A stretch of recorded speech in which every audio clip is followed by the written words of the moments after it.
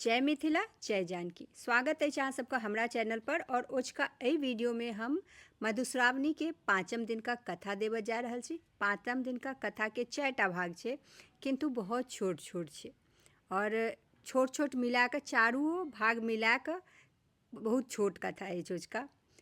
तो 4टा भाग कौन कौन छे से सुन लिया। पहिल छे दंत कथा पर आधारित महादेवक परिवारक कथा और एही परिवार के लोक सबके कन्या सबके कथा छन। एगो उमा, पार्वती और गंगा, 3टा अलग अलग पार्ट देने छे। तो चलू सुनावे छी मधुश्रावणी के 5म दिन का कथा। दक्षक यज्ञ में सती के प्राण त्यागलाक बाद दक्ष प्रजापति हिमालय के रूप में अवतार लेलनि। हुनका क्रमशः 5 कन्या भेलखिन, उमा, पार्वती, गंगा, गौरी आ संध्या। एही 5 कन्याक विवाह बेरा बेरी महादेव से भेलनि। दोसर भाग छे उमा। हिमालयक पत्नी मनाइन के पहिल पुत्री जखन 5 वर्षक भेली तखने महादेव का वर रूप में प्राप्त करवा के कामना सँ तपस्या करबाक हेतु वन विदा भ गेल। माय मनाइन हुनका उमा कहि कऽ मना केलनि, तथापि ओ चलि गेली, तें हुनकर नाम उमा पड़ल। 8 वर्षक भेला पर महादेव हुनक तपस्या सँ प्रसन्न भऽ हुनका सँ विवाह कऽ लेलखिन। ई समाचार सुनि मनाइन बताह जकाँ करे लगली जे हुनकर फूल सनक बेटी के बुढ़बा बर लऽ गेल। आब पार्वती के कथा सुनू। हिमालय के दोसर बेटी पार्वती भेलखिन। हुनको बाढ़ि उमे जकाँ रहनि।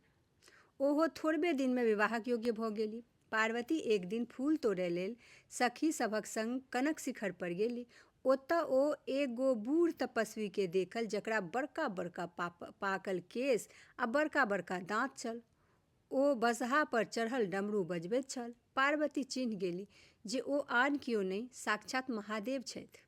पार्वती सखी सभक मनो केला पर ओकरा सबके घर विदा कऽ अपने महादेवक संग बसहा पर चलि गेली।